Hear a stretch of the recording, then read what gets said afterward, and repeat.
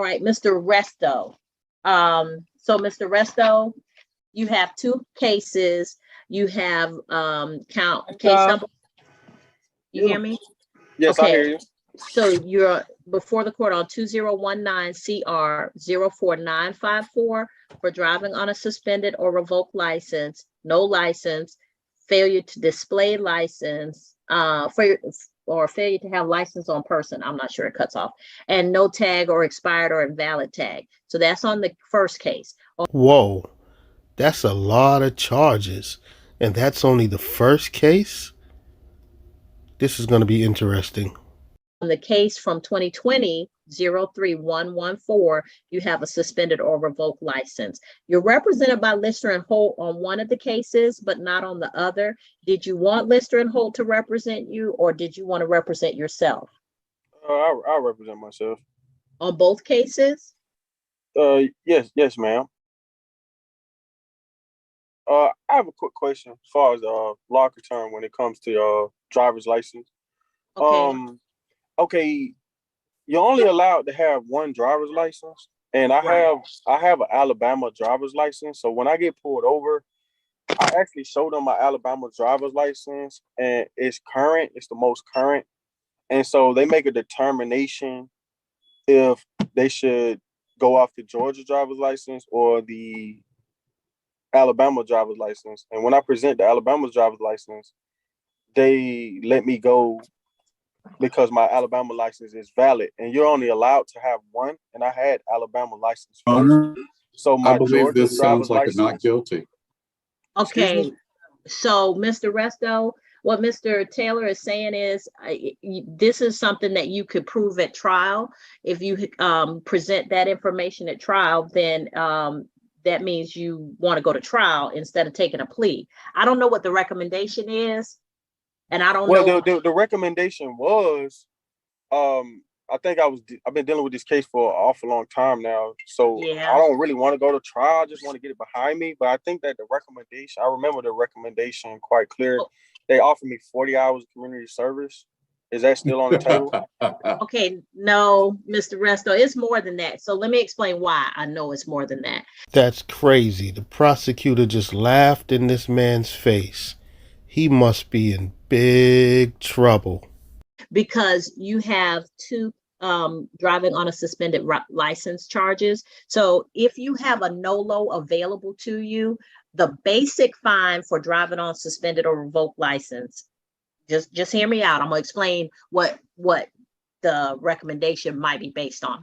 So the basic fines and fees for driving on a suspended license is the first time in 5 years. If you get one, then you can enter a NOLO plea if you have a NOLO plea eligible to you, and then the fine is $500. But if you get a second one, the fine goes to $1,000. A third one, the fine goes to $1,500 and 10 days mandatory jail time. So the fines go up by, I think, $500 every time you get one within a 5-year period. Now, I may be wrong. Mr. Taylor can correct me because it's hard to keep all of these statutes in my head. But you have a second one, which means that you might be able to enter a NOLO to the first one, but then the second one is outstanding. So when you took a plea to the second one, that would definitely suspend your license. So that's what's on the table is, so when Mr. Taylor says it'd probably be better for you to go to trial because you would have to prove those things like that, having a valid Alabama license and not being under suspension. Those are things that you can prove at trial, which having back-to-back driver's license suspension charges, if you plead to them, at least one of them is going to suspend your license. With all that being said, you better hire an attorney. If you don't, that will be one of the biggest mistakes that you've ever made in your life. Trust me. Okay. And the fines are hefty. So you would get a plea on the first one, and that's a $500 fine, which is $737.50. But the next one is going to be $1,000 in addition to that, and that's $1,420. So we're looking at almost $2,000, $2,200. Your Honor, is Mr. Resto represented on the particular case that we're referring to? Well, I want to don't address know. him directly if he's So- represented, because this is a serious matter. I get you. So that's why I'm saying, Mr. Resto, you have representation. I can allow you to be represented by on both cases, and they can help you work this out. But understand Well, that I was already represented by Lister and Holt, and we kind of been going back and forth with the district attorney's office for a while, and you know they've been giving me recommendations, and you know I still didn't take it, but they've been giving me recommendations. I don't know what's changed, but it definitely wasn't $2,000. talk to your attorney and let them tell you what the recommendation they have on the table, okay? Because the recommendation, if you're represented, even if you're only represented on one case, the rec is probably going to come to your attorney. Okay, now if I enter like an oral motion of dismissal based on constitutional grounds, are you standing on your constitutional oath? Oh boy. Here we go. He done reached deep down in his back pocket and he's pulled out the sovereign citizen script. This should be very interesting to see how the judge reacts to his ridiculous question. Okay, I'm not sure what that is. So I have taken an oath to uphold the Constitution and to make sure that I treat people as the law would direct me to do so. So, okay. Well, I asked this question previously when I was in your courtroom one day in regards to the right to travel under the 14th Amendment, stating that citizens do not need a permit to travel with a horse-drawn carriage, wagon, or automobile without interference by police. And I was on a public highway actually when I got pulled over. Okay, so that's not actually in the Constitution. And So I don't the right to believe travel, automobiles were around when the 14th Amendment was ratified. I'm sorry, go ahead, Mr. Taylor. I just wanted to point out to the court that automobiles hadn't been invented when the 14th Amendment was ratified. Exactly. It is so refreshing to see that this man's sovereign citizen rhetoric is getting debunked right away. You're trying to make an 14th Amendment argument about traveling and cars when cars weren't even invented when the Constitution was written. You would think that these constitutional law scholars would understand that, but apparently they don't, which is why they always come into the courts spewing the same old nonsense, and it always gets shut down. It says automobile, horse, drawn wagon, or carriage. Okay, so an automobile is not necessarily a car if it's a household good. What the hell are you talking about? That makes no sense. It's just a form of transportation. It doesn't matter if it's an automobile, horse, drawn wagon, or carriage, because it's still a form of transportation, and citizens have the right to travel without interference by police. So I don't even know how the police are even allowed to interfere with travel when I'm not using my vehicle for commerce. Your Honor, it's a totally private household good. Okay, so Mr. Resto, if somebody drove 100 miles an hour into the back of your vehicle and killed a family member, would you want the police to interfere? That's a murder. I mean, that's if someone got killed. But they're traveling. You can't interfere with somebody traveling. This judge right here most definitely deserves an award, and other judges need to definitely study her footage, because she is serving this sovereign citizen with his own nonsense, and he doesn't even know how to react to it. First of all, sir, all of that, I'm driving and traveling and my travel shouldn't be interfered with. You're right. Your travel shouldn't be interfered with as long as you're not operating a motor vehicle, because to do that, you need a license. So if you don't have a license, then you can't use a motor vehicle as your mode of travel. So instead, you can walk, you can ride your bike, you could take public transportation as your mode of traveling. But if you don't have a license, then you cannot operate a motor vehicle and use that as your means of traveling. Point blank, period. There's no arguments to be said. No, I mean you can't. It's stating that a police just can't interfere with your traveling, like pulling you over for a traffic violation or, a tag. But you You're want them not. to You can't. interfere if Now, somebody. if you murder somebody because of Well, it's sovereign, okay. Say you don't murder them. Say you just hurt them. Say you just damaged the vehicle. You don't want the police to interfere. no, that's when it almost becomes like an accident or a crime or whatnot. So the police can. That's not really an interference. An interference with your traveling, not an interference when two citizens engage in an accident. It's interfering with you just traveling, simply traveling. Now, police officers, as far as public servants, they have a duty to serve to the people. So if a car accident occurs, then of course public servants, as far as ambulance, as far as firemen, they will come to the scene just as a service. But for you to just interfere in my traveling is actually a violation of the Constitution.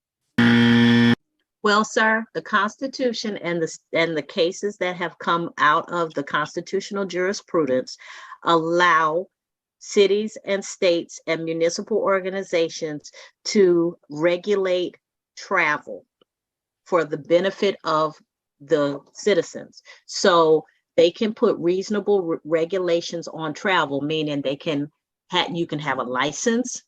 They can grant you the privilege of having a license to drive. They can regulate how your license is seen. If you don't have a license, or if your license is suspended, they can intervene to take your license away or your privilege to drive away. It is a crime. You can be convicted of not driving under a proper license. So the government is allowed to intervene in a lot of ways with people traveling. So I'm not sure where this information comes from, but there's a lot of stuff on the internet about traveling and the 14th Amendment and horse and buggies and even maritime law. But I mean, an automobile was actually created before a driver's license was ever created. So people was actually operating their case pamphlets where people was actually operating vehicles before a driver's license ever became. That's actually, you guys are actually a conflict of interest, actually, as far as you being in cahoots with the DMV. Now, here's the thing. The judge was absolutely correct in what she just explained to the sovereign citizen. But what she didn't explain is that driving an automobile is not the only way a person can travel. So if said person doesn't have a license to operate a motor vehicle, then he can use other means to travel, such as walking, taking public transportation, riding a bike, using rollerblades. There are a number of ways to travel that doesn't involve getting behind the wheel and operating a motor vehicle. So if you are walking down the street, that will be you traveling. The police cannot interfere with your travel because you're walking. As long as you didn't commit a crime, then they cannot interrupt your travel. The problem that you're having is you want to travel by way of using an automobile, and that is regulated because you have to have a license, a valid license. And the fact that you did not have a valid license, that means you are not authorized to operate a motor vehicle as your means of traveling. Point blank, period. Period. That's a totally separate entity. Okay, and for so some reason, Mr. Resto, do you want to resolve the case, because it's I not going want to to be resolve the 40 case, but hours I disagree with the fine amount because it changed. I would I would make an offer like I can do $1,000, maybe 12-month probation. Mr. But Resto, $2,000, that's excessive. Mr. Resto, we're not negotiating. Those are statutory fines, meaning they're written into the law. I can't even change them. Can I make a counter offer to the state and say it's $1,000? Is that, can I be? No, Because I did do sir. time in jail. if the state would see that Well, and count. that's why I'm saying that you may want to speak with an attorney, because certain things that they can negotiate, I can't change the statute. I can't change what's written in it, but they can negotiate. And if the solicitor wants to give you credit for time in jail in lieu of the fine, those are things that they can do that I can't do. Yeah. So I would ask to the district attorney, knowing that I did serve some days in jail, can you guys Okay. lower the fine and I just go ahead and end this So, case right now? Excuse me, sir. You're clearly hard of hearing. The judge just explained to you that she can't lower any fines. It doesn't just work the way you want it to work. You coming into court and asking them to lower this and can we just finish the case? That's not how it works. Now, if you disagree with the fines and all of that other stuff, then you have to take it to trial. And you're going to lose. So I advise you once again to hire, or better yet, use the attorney that's already on file for you. I can do 1,000. I got $1,000 right now. Mr. And Mr. Resto, so that's a conversation that you need to have with them directly without me being present, number one. Number two, the reason I keep saying you might want to go through your attorney is because they can explain to you what is already on the table and how that may or may not change, okay? what's on the table now, man? I don't know. That's what I'm saying. I would rather you have that conversation in a breakout room with the attorney who's assigned to your case and with the state, as opposed to here in the main room. One, because I have other cases that need to be addressed, and two, because that's not information I need to hear. Okay, is it anything I can do to get this case resolved now? Because it's been lingering on. I'm telling you what to do, but you're years. not listening, Mr. Reston. Mr. I mean, Resto, today, like, I want to resolve this today. I get that you want to resolve it today, and I'm telling you what to do, but you're not listening to me. You want to resolve this case like today, and I want to learn how to fly a plane like today. But I don't think either of those things will be happening today. I said you can go into a breakout room with your attorney, and the attorney and you can discuss what's already on the table. And then if your attorney wishes to speak with the state to clarify anything, they can do that too. But you're not going to get it resolved by going back and forth with me, because there's stuff I cannot do. Okay, just tell the state that I'll take their recommendation. I'll just pay the $2,000 if they can give me 12 months to pay it off. And Okay, if I sir, pay it off early, if my probation can be terminated, that would be great. okay, so I'm going to put you in a breakout room with Mr. Taylor, and I'm going to let you and Mr. Taylor and Mr. Kamani. I'm going to put Mr. Kamani in there because he represents you on one of the cases. So that way he can explain, or if anything Mr. Taylor says doesn't make sense to you, Mr. Kamani can explain it. I'll take the recommendation you state as far as, $2,000. I didn't state a recommendation is what I'm telling you. I explained what the law says. That was not a recommendation. Okay. I just know that it wasn't what you said, because there's a certain minimum in the statute, and that's what I was explaining to you. Okay. I just want you to time me now. I'm tired of fighting. Breakout room. I got you. All right. So Mr. Dickerson, yes. I was just wondering, how do I get the breakout room for? Hold on, Mr. Reston. I haven't sent it to you yet. Just give me a minute, because I'm going to try and clear the deck so we can get your breakout room set up. So Mr. Dickerson, I'm going to put you in a breakout room number 2. Okay. And that'll come to my phone, correct? Yeah, it'll show up as an invitation to breakout room number 2. And then Mr. Taylor, Wesley Taylor, I want to put you in breakout room number 2. All right, and then we'll be back in a moment, okay?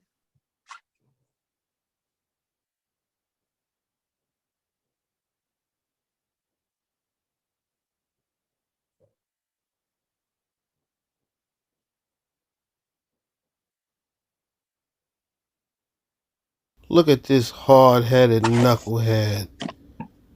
He has no clue of what's going on. He wants to try and represent himself, and that is a losing battle. He can't even comprehend what the judge is telling him, yet he wants to represent himself. You know what? Fine, just let him do it. Let him hang himself. He'll get what he deserves.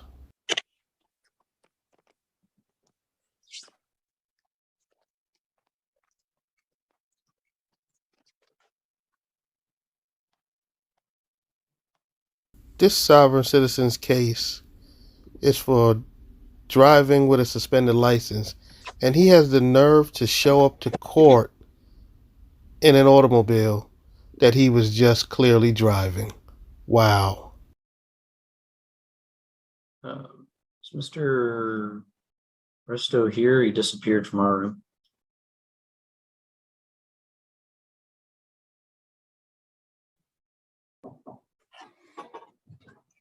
Hi, Mr. Taylor. Who are you looking for? Mr. Resto, he disappeared from our breakout room. Okay.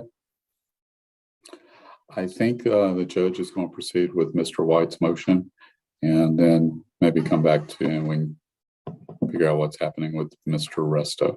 Were you able to communicate the correct and current sentence recommendation on both cases? Yes. Okay.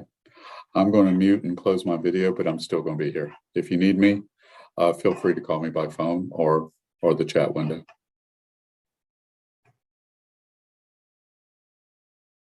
Your Honor is. Hey, Mr. Resto disappeared suddenly from our breakout room. I'd like to think that wasn't his fault, so he has no bench warrant be set. Okay. It happens with Mr. Resto, but that's fine. We won't set a bench warrant. Okay. I'm fully invested in resolving Mr. Resto's cases without prolonging them. Do we need to reset that, Judge? Yeah, let's go ahead and put it on the October calendar. Yes, October 6th. At what time was he on? 2? Just put him on 2. I think, yeah, just put him on 2. Sorry, I was discussing with Mr. Resto, and I understand something changed about his bond. Okay. He has bonds with 2 bondsmen. I don't know of anything. Did somebody come off a bond? Your Honor, maybe I can address that question. Okay. Mr. Resto, our office filed a motion to revoke bond, and that motion was granted a rule nisi, and it was calendared. That motion didn't happen because of the pandemic. It was, I believe, scheduled to happen in 2021, maybe February, but somewhere about that time. I informed Mr. Kamani to inform his client that depending on the outcome of today's arraignment, the state intends to move forward on that bond revocation. Your Honor, may I make a request on that matter? Sure, Mr. Taylor. I'd request that the defendant does show in person for him. Zoom court is or remote appearance is not sufficient. Okay, so the sovereign citizen disappeared in the middle of talking with his attorney in the breakout room. So now let's just jump into his next court appearance. 4 to 6 days later. All right, Mr. Resto. Is that him, Judge? Yeah, I believe so. Hold on, Mr. Okay. Resto. Let me get Mr. Kamani to Mr. Navarrete, and then I'll come back to you, okay? All right, so Mr. Kamani and Mr. Navarrete, I'll put you in breakout room number 1. Mr. Resto, it's my understanding that you and Mr. Castaneda parted ways with respect to him representing you. Can you hear me, sir?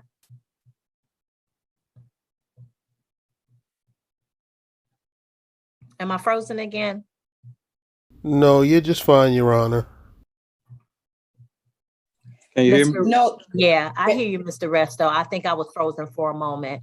So it's my understanding that you and Mr. Castaneda have parted ways with respect to your case. Yeah. Did he file a motion to withdraw? Yeah. Okay.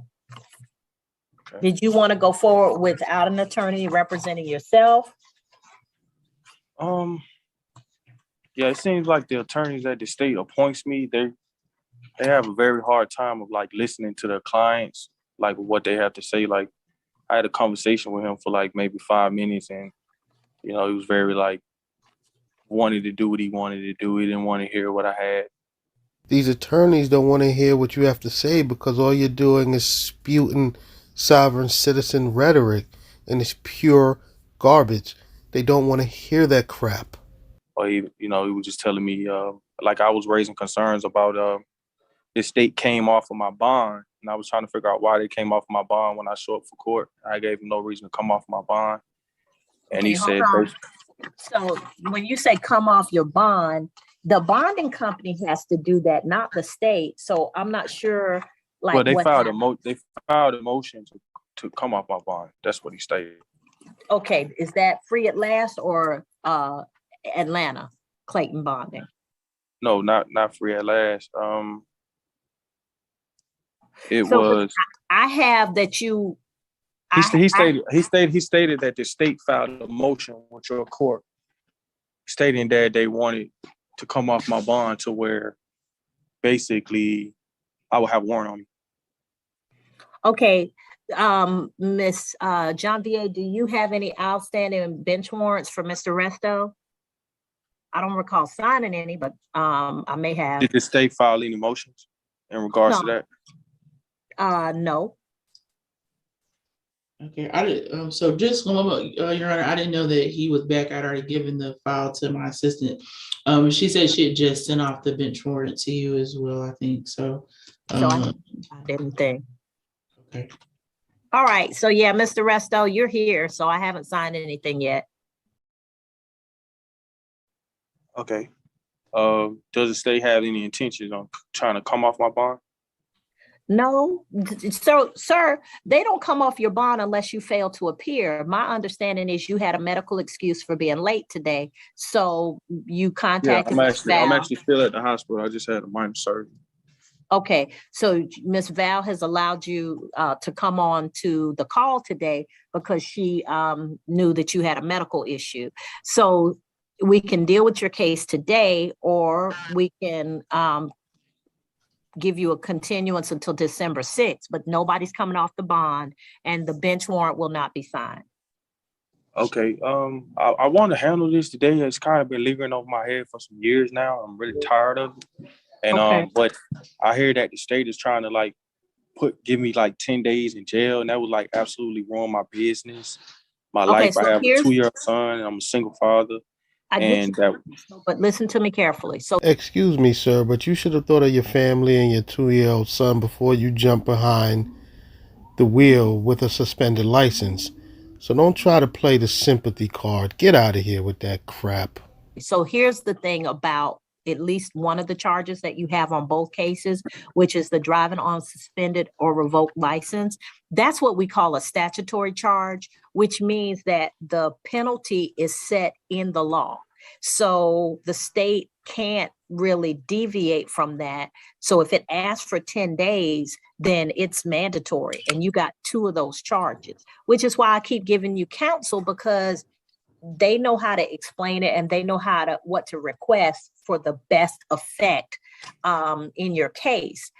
The only thing I can tell you is that with you having a driving on a suspended or revoked license on the case, the 2019 case, and then another one on the 2020 case, then what's going to happen, generally, what I've seen happen in the past, not particularly with you, is that if you plead a nolo to one case, you still have to plead a guilty to the other. That'll still be a second in 5 years or more if you have other driving on suspended or revoked license. And the statute is set. So the first time is, I believe, 12 months to serve 48 hours, a $500 fine. They can give you credit for time served or suspend the service of the 48 hours if they wish to. The second time is 12 months to serve 10 days, then a $1,000 fine. The third time is 12 months, 10 days mandatory. So you have to spend the 10 days in jail, and then a $1,500 fine. And the fourth time is a felony. So have I explained it properly? Yes, Your Honor, you explained it perfectly, but I'm sure the sovereign citizen didn't understand a word that you just said. Yeah, but see, Judge, in my situation is okay. I got the documentation from the Alabama motor vehicle department. See, Okay. I'm actually an Alabama citizen. Hold and on, I was Mr. traveling. Resto. Hold on. Let me put you in a breakout room with me and the state so we can hear what you're saying, but we're not putting it all out there in case you want to make a different decision, okay? Okay. Well, I have no absolute reason to lie, and I really believe that. No, it's not I can that, be vindicated. sir. This is what I would do if you had an attorney who was representing you, okay? So this is called a pre. Yeah, but I just honestly believe that when you're just being truthful, there's really no need for attorneys when you're just being honest about your situation. Okay, and that's fine. All I'm saying is I'm giving you the opportunity for a pretrial. That's what I would do for anybody, attorney or not, okay? So, Okay. Ms. Baker, is this your case or is this Ms. Janvier's case? I believe this is Ms. Janvier, but I would like to be added to the breakout room. Okay, no problem. So Ms. Janvier is in breakout room number 5. I'm going to put Mr. Resto in breakout room number 5. Then Ms. Baker, I'll put you in breakout room number 5, and then I'll join. All right, so Mr. Resto, if you'll join, and I'll be in there in a moment. Okay, so Mr. Resto's there. All right, everybody's there. I'm joining.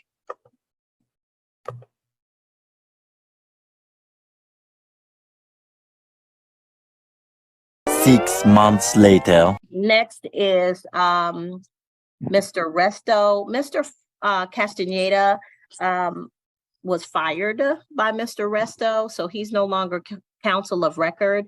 Mr. Resto is wanted, and there is no surety on that. Does the state have there's no surety order on that? Does the state have a request in the Resto case?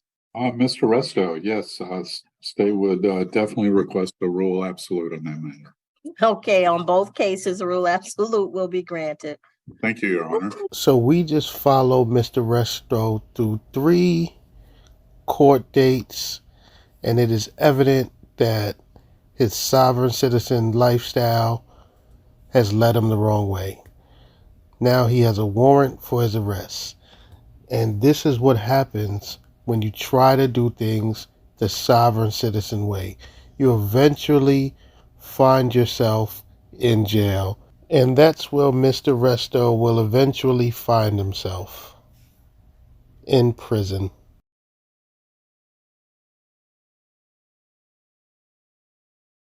Hey,